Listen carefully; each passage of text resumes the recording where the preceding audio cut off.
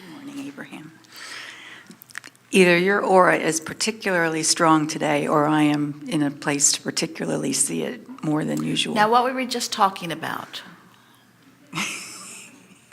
Our aura could be magnificent, and if you weren't in vibrational harmony with it, you could not see it. That's true. I have a family of, a huge family of chipmunks that are living under my deck. And I plant. I have all container gardens on my deck, and my herbs and my flowers and my vegetables, and they're destroying them. Every morning I get up and they've dug more holes and more pots and thrown the thyme out the window and eaten the peppers. And I've tried to be very nice to them. But what can I do to stop that? I need to let them know that they're overstaying their welcome.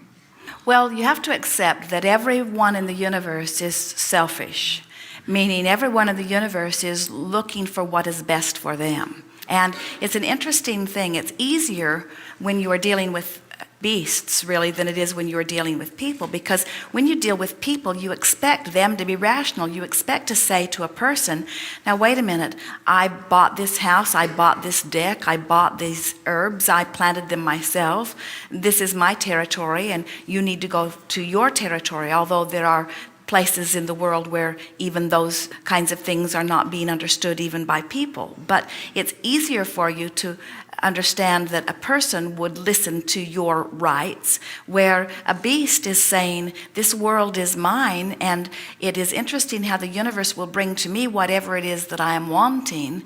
And I was there first. Not really. I built that deck. Not really.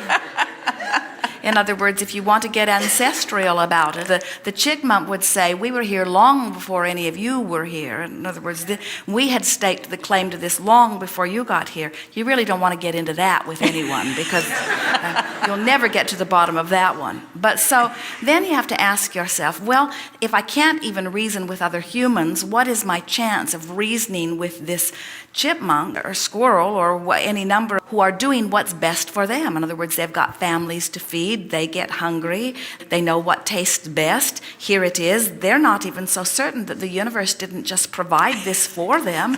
In other words, how would you feel if you were hungry and looking for something to eat, and here was a pot delivered right to nearly where you are? Wouldn't you say, life is good? That's what. Wouldn't you wake up every morning and saying, I love my life?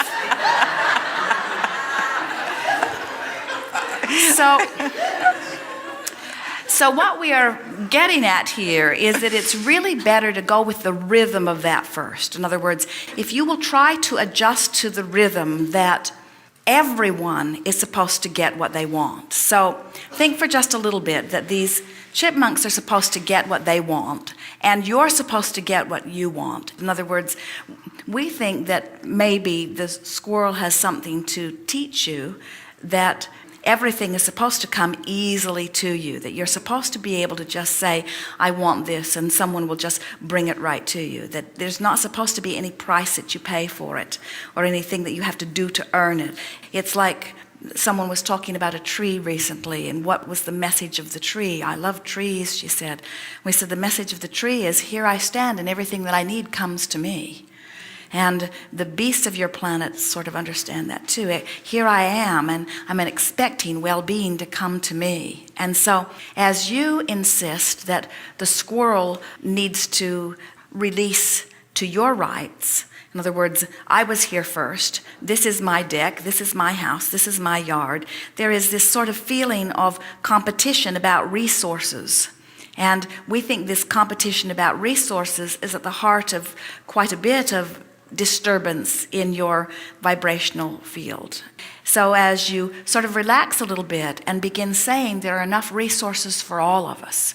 In other words, there's not just one prize. It's not just these few pots with these few herbs that I'm tending to, but there are resources that are abundant everywhere. And I'm always getting what I'm wanting and needing, and everyone else has available to them what they are wanting and needing. We think as you relax in that and try to take the emotional journey first. In other words, it's hard.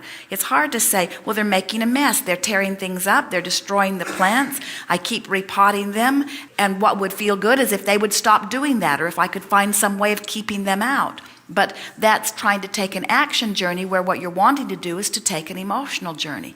And the emotional journey means I'm not going to be so bothered by this. So how could you talk yourself into not be bothered by this? Well, you're doing the opposite. You said, they're mine. I was here first. They are the intruder. In other words, you're deliberately not going with the flow, where when you go with the flow, you can feel when you get into sync with that. Now, we know it's not logical, but doesn't it feel better to say, there should be enough for all of us? Now, making the worst of it would say, yeah, but look how many there are, and they're going to go bring their kids, and they're going to tell others, and they're going to develop a pattern. They already did. And there's more now than there were in the beginning. But what we want to say to you is, you have never taken the emotional journey where you were allowing that. You've always been pushing against it. You shined a spotlight on what you did not want and called unto you more of what you did not want right from the beginning, you see.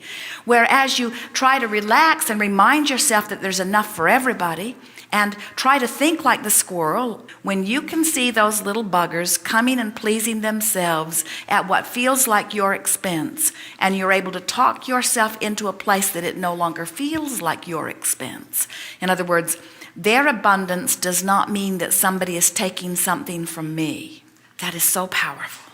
When you reach the place that someone else's benefit in no way feels like it's hindering your benefit, now you are finally free. Okay, thank you. Good for now?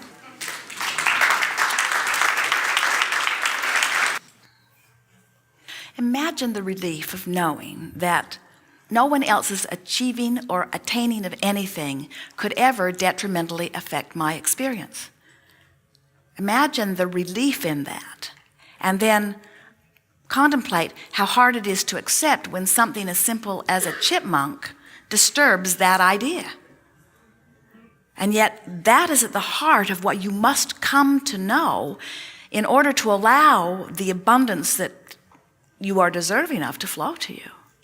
Yes, no competition of resources anywhere in this universe, because all of the resources that you could ever want are at your fingertips once you sync up with them.